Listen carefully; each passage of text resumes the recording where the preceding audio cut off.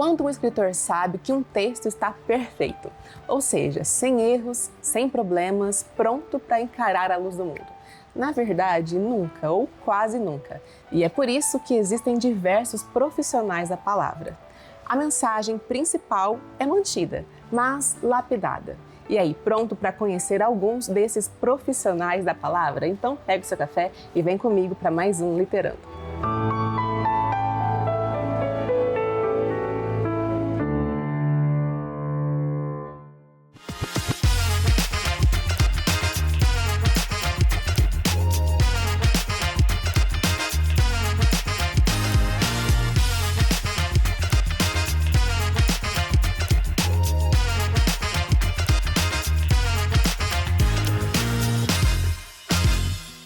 E hoje a nossa conversa é com alguém que trabalha com a difícil missão de editar histórias todos os dias. Seja na prosa, na poesia ou em textos com outros fins, a tarefa de editar textos é árdua e com certeza rende boas histórias de bastidores.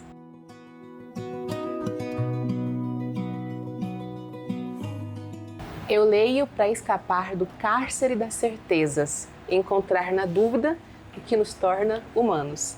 Jefferson Barbosa, escritor, editor e convidado do nosso Literando de hoje. Jefferson, seja muito bem-vindo ao Literando. Eu que agradeço a oportunidade de estar aqui e poder falar com você. Bom, bora começar então comentando um pouco sobre essa frase. A leitura como liberdade, a leitura como uma inquietação, um caminho para o questionamento. Por que ler para você está tão ligado a esse sentimento de liberdade? Eu acho que nós estamos muito presos ao nosso próprio ponto de vista. E eu acho que a literatura, no geral, ela nos permite alcançar, enxergar o mundo sobre outras perspectivas, seja por meio de personagens diferentes, de gêneros diferentes, em locais diferentes. E eu acho que essa possibilidade de encarar o mundo sobre outras perspectivas nos deixa menos certo daquilo que a gente vê sobre os nossos próprios olhos. Então acho que isso expande a nossa realidade, nos deixa mais humanos, nos deixa mais empáticos para encarar o mundo e também para entender a sociedade como um todo. E eu acho que essa coletividade é algo muito importante que para mim, e como editor, como escritor, e eu acho que eu leio por isso mesmo. E antes da gente falar sobre a sua vida como editor, como escritor, vamos entender um pouquinho mais sobre a sua vida como leitor. Como que a leitura se encaixou na sua vida ao longo dos anos? Você sempre leu? Sempre li, mas eu acho que o legal apontar nessa pergunta sua é que eu não venho de uma família leitora. Eu acho que até hoje meus pais não leram, assim, com essa assiduidade que eu leio. Eu aprendi a ler na escola, na biblioteca da escola que eu estudei, uma escola municipal aqui de Goiânia, e tinha uma biblioteca e eu tive professores sedentos para passar essa fome de leitura. Então, enquanto meus coleguinhas estavam lá brincando no recreio, a gente podia ficar na biblioteca. E eu sempre fui muito quieto, então encontrei nos livros essa amizade. Então, acho que também é importante ressaltar essa questão do exemplo. O meu exemplo de leitura não veio de casa, mas veio da escola. Afinal, o que é um profissional do texto e quais são os principais existentes no mercado literário? A gente ainda tem uma visão muito fechada hoje, eu acho que de senso comum, de que a literatura e a produção de um livro é algo muito isolado. Geralmente, quando a gente pensa no livro, a gente só pensa no escritor. Mas o processo do livro é um processo extremamente coletivo. Nós temos várias pessoas envolvidas nesse processo. Então, desde um editor que seleciona esse original, os profissionais que estão ali dentro de uma editora. Aí você tem editores assistentes, você pode ter preparadores de texto, revisores de texto que vão estar ali cuidando do aspecto formal daquele texto, mas você também vai ter as pessoas que criam a imagem do livro. Então você vai ter os designers, os capistas, o pessoal que cuida da divulgação daquele material, até chegar na fabricação desse livro em si. Então você tem as gráficas, você tem quem faz o transporte para esse livro chegar nas livrarias, na casa das pessoas. Então é uma cadeia produtiva que envolve vários profissionais. Então, por mais que a gente olhe o livro, olhe só o nome do autor, eu convido você a sempre ir lá na folha de créditos e ver todo mundo que está fazendo aquilo ali acontecer. Você falou da sua descoberta da leitura na biblioteca, mas aí quando que você faz o livro virar sua profissão? Quando que você entra nesse mercado literário? Pelo que eu li, você tem outra formação, inclusive, Sim. de outro campo. Conta um pouco dessa história. Eu sempre fui um leitor, mas acabei me formando em outra área. Fiz engenharia civil, mestrado em engenharia geotécnica, mas em paralelo a isso, eu e minha esposa temos um canal literário no YouTube, fundado há mais de 10 anos, e foi aí que a gente começou a criar mais correlações com os profissionais do livro e com as editoras. Porque com o canal a gente recebia livros das editoras, elas entravam em contato para divulgar, e aí a gente começou a conhecer outros autores, editores, pessoas do país. Isso foi abrindo portas para a gente entender que a gente gostava muito mesmo disso. E aí, depois de um extenso trabalho aí na minha área também, eu decidi que era isso que eu queria fazer da vida. Eu percebi que eu estava tentando fugir do meu sonho e que, na verdade, não dava para fugir mais. Uma hora você tem que aceitar que é aquilo ali que você tem que fazer mesmo. Tanto que você aceitou essa missão que hoje existe a editora Mondro. Isso. A editora Mondro, o que é ela? Quais são os principais alvos de publicação? Primeiro, eu acho que é legal explicar o nome. O nome é uma homenagem ao meu poeta favorito, que é o Carlos Drummond de Andrade. Então é uma brincadeira, a gente precisava de um nome único. Então você ficar repetindo Mondro, Mondro, Mondro, Mondro, Mondro, vira o nome do Drummond se você ficar repetindo o nome da editora. Então foi uma forma de homenageá-lo. E eu acho que isso já caracteriza muito a editora. A gente publica literatura brasileira contemporânea, em sua maioria. A gente também publica alguns clássicos brasileiros, mas a gente publica literatura brasileira contemporânea em sua maioria. Então, assim, a gente tem muitos autores estreantes. Eu gosto de dar voz àquelas pessoas que estão sedentas para publicar, e o mercado literário ainda é um mercado muito fechado. E a Mondro, ela tem essa questão de ter uma perspectiva crítica sobre o mundo. Eu acho que vai muito de encontro àquilo que eu falei anteriormente, de encontrar novas perspectivas.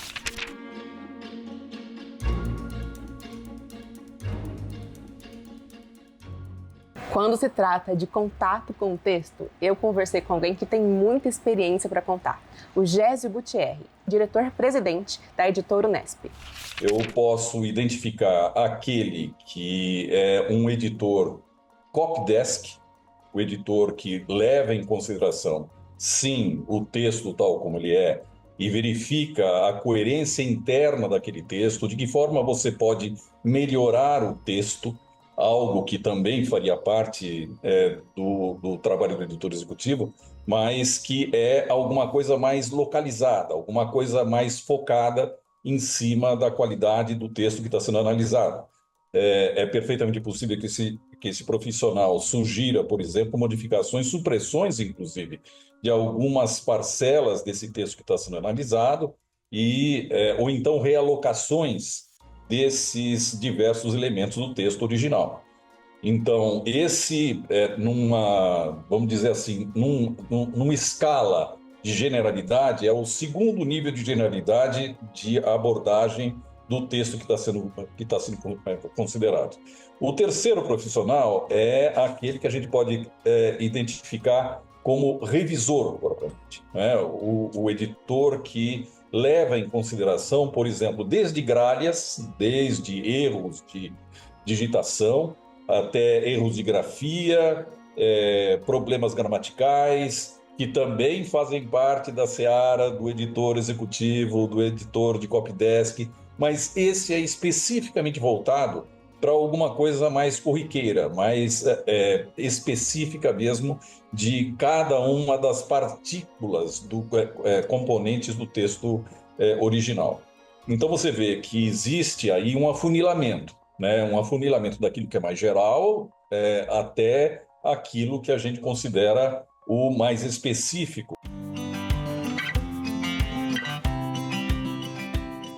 Um livro pode ser bom para mim e não tão bom para você. Mas existem características que fazem um texto ser bom e adequado para publicação, independentemente de gostos pessoais. E é aí que o trabalho minucioso do profissional do texto faz toda a diferença. Se um livro está bem editorado, você não precisa ouvir falar dele, porque ele trabalha ali atrás das cortinas, cuidando de todos os processos da cadeia do livro, para garantir que essa publicação ela cumpriu aquele seu objetivo que era entendido pretendido pelo autor ali desde o início. Então o editor ele vai selecionar esse original com o objetivo de alimentar aquele objetivo de publicação da editora. Então, se a editora está querendo publicar poesia, romance, contos, em qual perspectiva, eu como editor, eu vou ali, recebo os originais, que são muitos, tem muita gente querendo publicar no país. E não, às vezes quando a gente fala não para o livro, não necessariamente quer dizer que o livro é ruim, né? Quer dizer que só que ele não está se adequando àquilo que a editora está pretendendo naquele momento de publicar, seja em questão de temática, perspectiva, de gênero. E aí, depois de selecionar o original, a gente tem uma cadeia de processo longa, né? Na nossa editora, a gente tem um processo de editoração e leitura crítica, então nós temos um editor assistente que faz a leitura do livro, se reúne com o autor para poder ali discutir se o que ele está entendendo ou se o que ele está pretendendo é aquilo que o autor queria. E aí esse diálogo ele é muito rico e é nesse diálogo que a gente vê pontos do livro que precisam ser ajustados.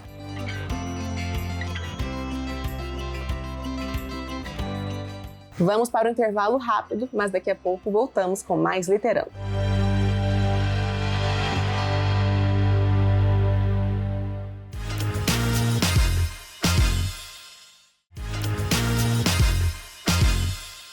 Se tem Literando, tem dica de leitura para sua estante. E você já sabe, sempre de leitor para leitor. Olá, eu sou Lucas Deluca, publisher da Editora Flive, escritor de fantasia, e eu quero compartilhar com vocês um livro que é um dos meus favoritos da Flive, na verdade um dos meus livros favoritos da vida, que é O Homem Explodiu o Presidente, do Tiago Barroso. Nesse livro, a gente acompanha um personagem que já perdeu tudo. Só que ele tem o desejo de vingança, o desejo de se vingar justamente desse político que agora é o presidente e que tirou tudo dele em um acidente de carro onde ele perdeu a esposa e o filho. Obviamente ele é muito impotente por ser uma pessoa comum, mas de repente ele acha um bilhete premiado no bolso de um paletó em um brechó e isso muda completamente a vida dele, não para melhor, mas dá para ele o poder de se vingar. No meio dessa história a gente vai acompanhar uma nova história de amor nascendo, a história de uma vingança e os motivos reais dessa vingança, mas você tem que ler para entender a obra-prima que é O Homem que Explodiu o Presidente. Inclusive, o autor recentemente lançou Entre Golpes e Joias, que é um livro sensacional que eu tô lendo agora.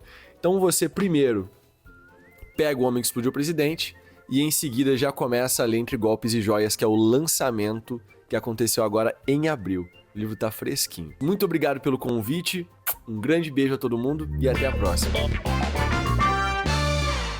Um erro de ortografia, de repetição, uma frase ambígua que complica o sentido para o leitor. Frases redundantes que podem ser cortadas sem grandes prejuízos. Um enredo sem tanta coerência ou até com alguma falha de continuidade. Talvez você não tenha prestado tanta atenção nisso antes, mas com certeza, se algo dá errado, vai atrapalhar a sua experiência como leitor. Quando você não tem a intervenção do editor, quando você não tem a intervenção de um leitor e crítico externo, o livro ele fica exposto a todas as fragilidades que uma criação, qualquer que seja ela, tem, né? Então, de fato, você pode ser um pai sem ser um bom educador. E justamente por causa disso é que um livro que passa por todo o trabalho editorial, que passa por esses diversos crivos, né, que eu mencionei, ele certamente vai ser muito mais apurado naquilo que o próprio autor originalmente lá atrás ele estava pretendendo dizer. O que a gente está fazendo é realmente ajudar o autor a que ele consiga expor aquilo que ele estava querendo expor e ter o impacto que ele estava querendo ter em cima do leitor, que na verdade é o objetivo final.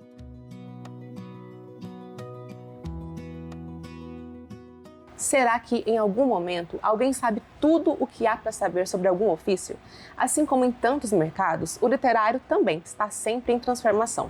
Quem me contou mais sobre isso foi a Vilma Moura, professora na Casa Educação. A preocupação do autor, em geral, é com aquilo que ele está escrevendo, com a história, com aquilo que vai acontecendo na cabeça dele, que ele vai colocando no papel e tal. Só que quando a coisa está pronta, é preciso entender que o material precisa ter coerência, o texto precisa ter coesão, o texto precisa fluir, né?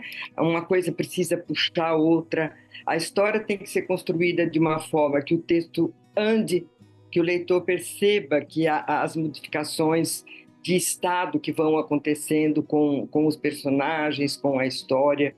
E quem cuida disso, quem tem um olhar dirigido especificamente para esse tipo de coisa, são os profissionais do texto. A gente pode ter um livro que no final ele venha cheio de problemas técnicos, seja problemas gramaticais, ortográficos e por aí vai, mas também problemas de narrativa. E aí a gente entra na questão de comunicação, né, que é o que eu falei antes. Um livro é um diálogo, é uma comunicação. Mas será que o que o autor pretendia dizer é o que está sendo entendido no final pelo leitor? E aí quando a gente tem uma autopublicação que é válida, pode acontecer, o próprio Drummond, que foi uma inspiração, também se autopublicou, mas é um caminho arriscado, porque se ninguém leu o meu livro antes dele vir ao mundo, como eu posso garantir que aquilo que eu estava querendo dizer é aquilo que realmente vai ser entendido? Tanto para o autor, o editor tem a obrigação de fazer com que esse trabalho seja o mais eficiente possível para que o texto seja elegante, que o texto seja eficiente, que o texto esteja limpo de erros triviais, eivados de problemas, sejam eles gramaticais ou redacionais, como também é uma prova de respeito para com o leitor, que compra aquele produto e espera receber aquela mensagem veiculada pelo autor, seja uma mensagem literária mesmo, seja uma mensagem doutrinária, da maneira mais clara, elegante, eficiente possível. Muitos escritores sonham em ver as suas histórias sendo publicadas por editoras. Mas a pergunta que não quer calar é: o que um editor procura em um escritor? É uma pergunta difícil, mas quando eu abro a nossa caixa de originais recebidos, eu espero ser surpreendido, é a primeira coisa. E por que eu digo isso? Porque muitas das coisas que eu recebo e leio são, às vezes, cópias de coisas que estão fazendo sucesso. Se a gente tem um Torto Arado fazendo sucesso, ou uma Aline Bay fazendo sucesso com sua prosa poética muito bonita, a gente vai ter vários autores achando que é só copiar alguém que está fazendo sucesso. E eu acho que a principal coisa é o autor encontrar a sua própria originalidade. O que te forma como pessoa, né, como escritor, são as suas experiências e as suas vivências. Ah, você é goiano, você ama tudo que envolve a nossa cultura, mas você também é uma pessoa envolvida, sei lá, em teatro, em rock, em um monte de coisa. E essa mistura, esse mix, esse caldeirão de coisas é o que vai deixar você sua prosa única. Então, se encontrar como escritor e escrever um livro que traduz essa sua originalidade é o que mais me encanta, e eu acho que eu posso dizer por muitos editores é o que mais encanta eles também, encontrar essa voz única que não está tentando copiar ninguém, que não está tentando fazer mais do mesmo, mas está tentando fazer algo que é original. E original não quer dizer de novo, mas original vem de origem. Então, o que forma aquele escritor? Quais são as origens dele? O que representa ele como forma, como conteúdo, como enredo.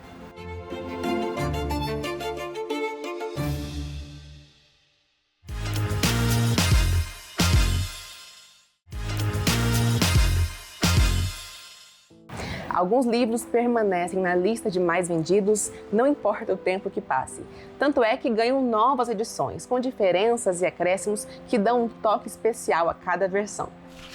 Nessa lista de clássicos imortais, é impossível não citar Jane Austen, a escritora inglesa que, embora tenha vivido e publicado no século XIX, segue na lista de livros mais vendidos em rankings nacionais e internacionais. Um exemplo é o genial Orgulho e Preconceito, publicado pela primeira vez em 1813.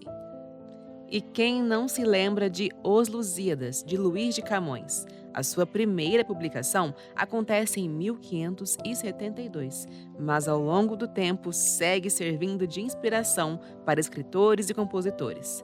Além disso, ganha novas versões a partir de edições que valorizam essa obra-prima da literatura mundial. No Brasil, a história de Riboaldo alcança novas gerações de leitores que se encantam a partir do contato com o Grande Sertão Veredas, obra de João Guimarães Rosa, publicada em 1956 e com novas edições recentes, sob os editores da Companhia das Letras. O livro pode cobrir absolutamente qualquer coisa que você imagine do campo do conhecimento humano, do campo da atividade humana.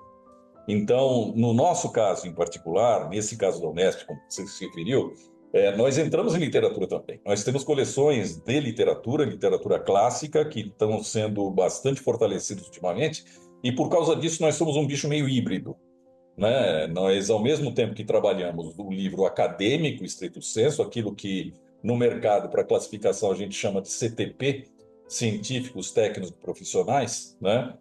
Livros acadêmicos em geral, livros técnicos, livros que são utilizados seja pelas universidades, pelo ensino médio e para a formação profissional do leitor. Nós também temos outros tantos que pretendem atingir outros nichos. Nichos, por exemplo, que desde ilustração, nichos para didáticos, nichos que também literários, como eu disse.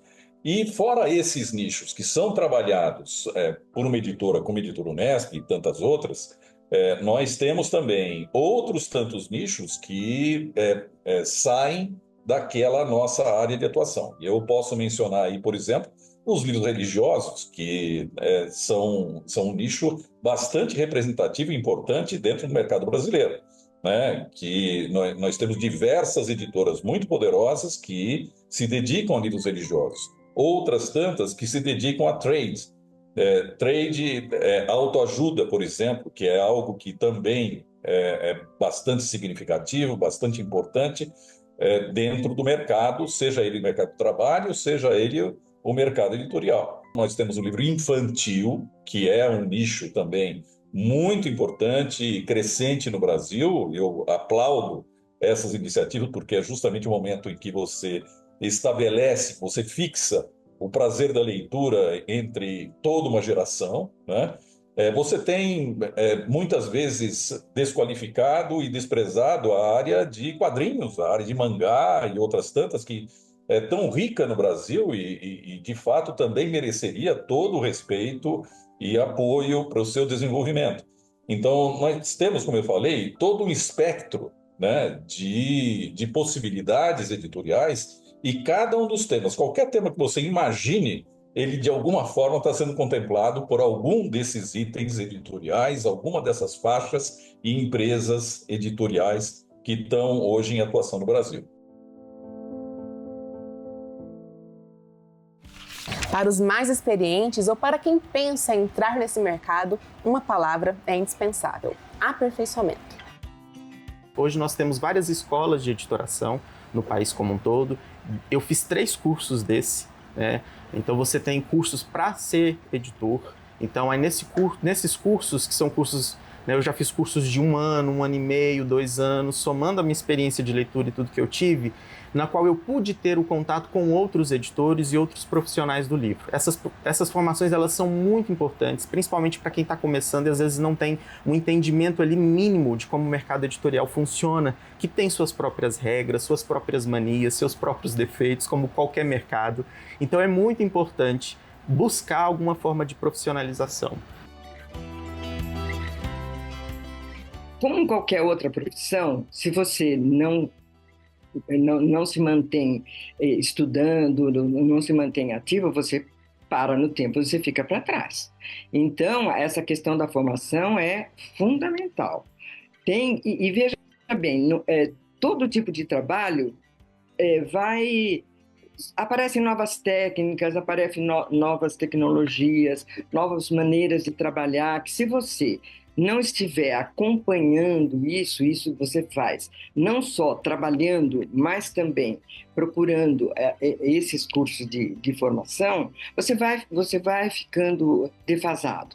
E aí a Casa Educação faz isso com a maior competência, quer dizer, está sempre procurando gente nova, procurando saber o que está acontecendo, oferecendo os cursos, ouvindo o feedback das pessoas que fazem os cursos lá.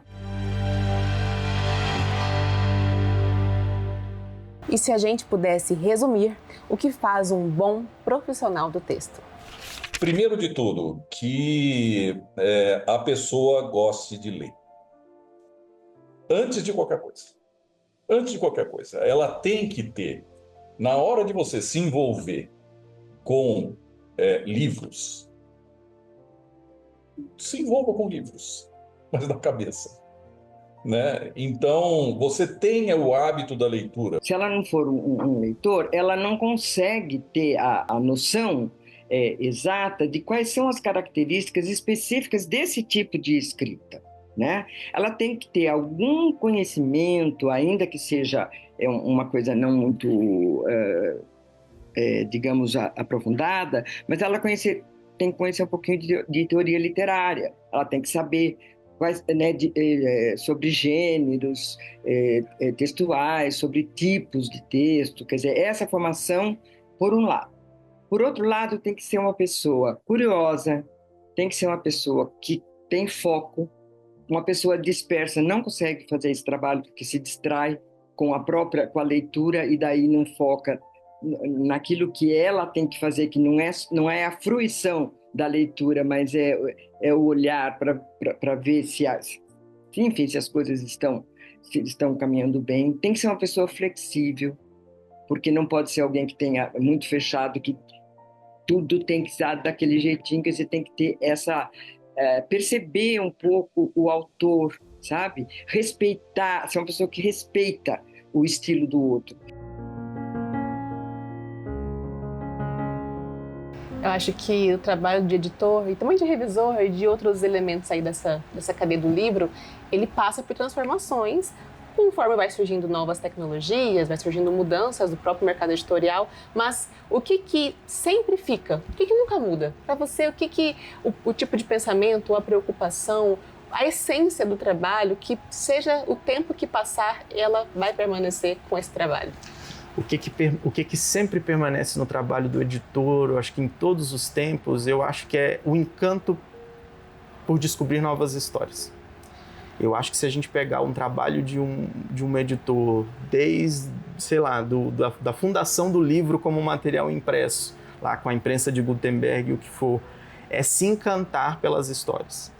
Né? Então, assim, não importa com o que a gente esteja trabalhando. Se eu trabalho num livro e aquele livro já está morto antes de nascer, se ele já veio ao mundo falecido, se assim eu posso dizer, sem vida, sem conexões, sem histórias, eu acho que isso desencantaria qualquer editor de qualquer época e no futuro também. A gente publica uma obra que é viva, que vai permanecer viva, como você mesmo falou, por muito tempo. E é publicando essa literatura viva que eu acho que faz o nosso trabalho também ser válido. Então, assim, eu continuo e continuo à procura e continuo publicando obras vivas que perduram muito. É isso. Muito obrigada, Jefferson. Eu que agradeço. Foi ótimo.